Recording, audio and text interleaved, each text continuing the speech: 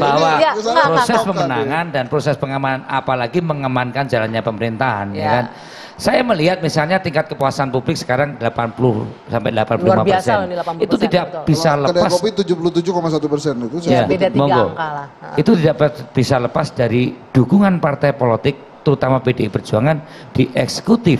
Bagaimana masa pandemi COVID dan recovery pandemi COVID bisa sukses tanpa ada suatu resistensi dari publik, bahkan dunia mengakui.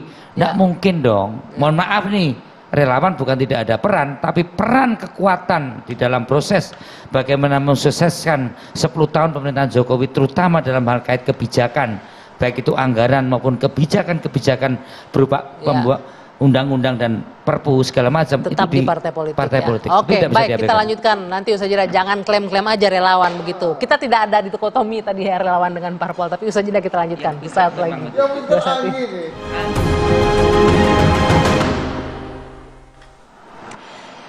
Kita di bagian akhir dua sisi, saya mau ke Bung Panel Barus. Bung Panel, tadi Mas Arya Bima menjelaskan bahwa kita tidak usah mempertajamlah dikotomi antara parpol dengan relawan, tapi bagaimanapun juga perannya parpol memang lebih dominan ketimbang relawan. Iya, tadi itu sudah saya sampaikan juga, tidak perlu ada dikotomi antara parpol dengan non parpol. Semua punya tugas dan fungsinya masing-masing dalam konteks pemenangan. Gitu. Kita sadar betul secara konstitusi yang bisa mencalonkan itu partai politik, bukan relawan. Nah, tapi dalam election, dalam pemilu, ya, dalam pemilu rakyat yang menjadi hakim nanti, gitu loh. Nah, kalau rakyat bicara dengan rakyat itu lebih masuk ketimbang rakyat dengan parpol, ketimbang petugas partai dengan rakyat. Wanipiro bicaranya. Wah. Gitu loh. Benar jadi, begitu Mas, kalau gini maksudnya, sama parpol itu Wanipiro ukurannya uang begitu jadi, maksudnya. Kalau rakyat sama rakyat ini lebih ketemu dia bicaranya. Karena persepsi orang nih kalau udah pemilu nih udah kemana-mana, banyak money politik dan segala macam gitu. Itu Wanipiro gimana sih? Wanipiro itu makanya itu udah saya jelasin. Nah, coba gimana? Jadi persepsinya partai politik ini berkaitan dengan uang begitu. Rakyat itu banyak yang berpikir seperti itu.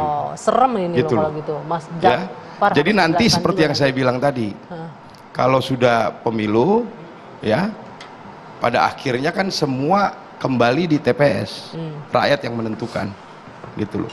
Akan efektif komunikasi antara rakyat dengan rakyat. Dalam hal ini relawan maksud saya. Tapi kalau sudah caleg yang bicara atau teman-teman di pengurus partai yang bicara, ini agak rumit, gitu loh. Dan begitu ini, Mas Arya Bima. ini sebentar loh, dan itu kemudian saya lihat kerja-kerja politik relawan jadi efektif dalam kemenangan, gitu saya melihatnya. Begitu Mas Arya Bima, karena rakyat katanya kalau ketemu sama petugas parpol ini hitungannya udah Wanipiro gitu, ketimbang dengan relawan. Saya nggak ngerti yang dimaksud Panel Barus ya, tapi bahwa di daerah itu rasa pileknya lebih tinggi karena door to door, man to man di lapangan terjadi. Memang di media itu pilpres, perdebatan kontestasi pilpres.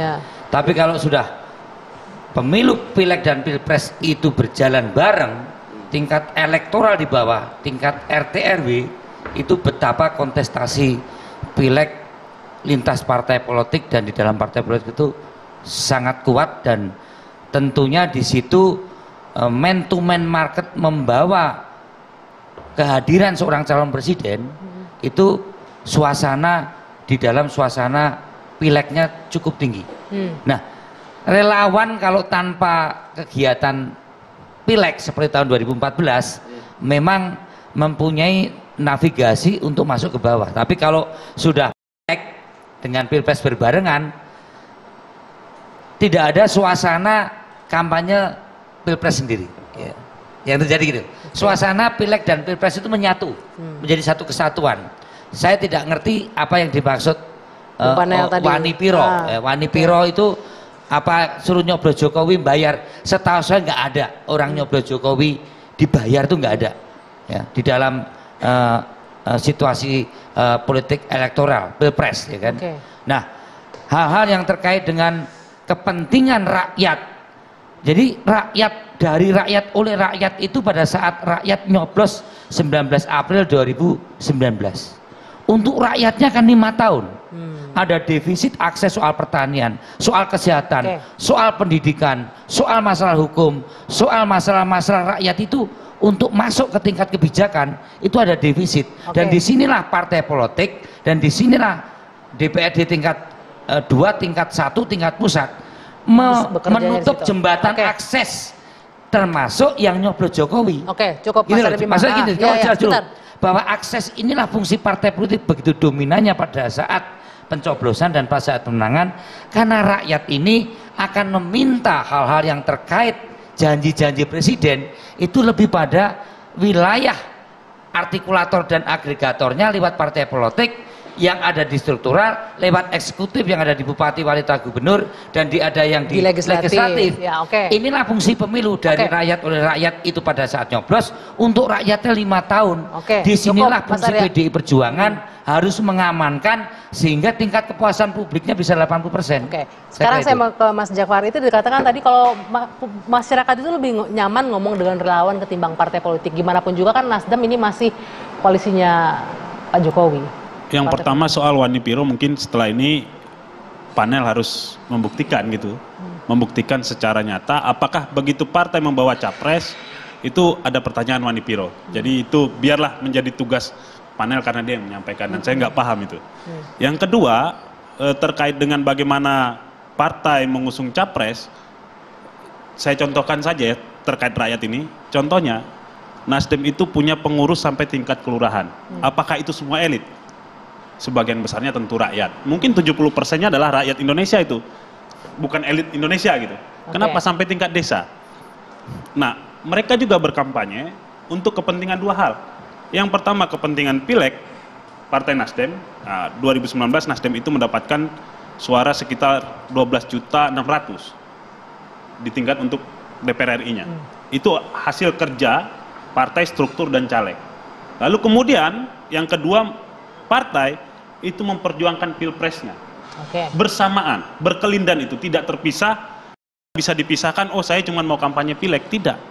Partai politik sepengetahuan saya pasti memberikan instruksi-instruksi terhadap caleg dan pengurusnya untuk memperjuangkan 2 hal itu sekaligus. Artinya rakyat juga nyaman berbicara dengan partai politik, tidak hanya dengan relawan begitu. Kalau tidak nyaman, saya juga pernah punya pengalaman nyalek. Kalau tidak nyaman suaranya tentu tidak dapat. Pengalamannya Bang Panel berarti yang ditanya Wani Piro. Gitu. Baik. Sayang sekali, hands-up, durasinya habis. Gak apa, tapi saya mau simpel aja. Pak Jokowi ini politiknya canggih emang.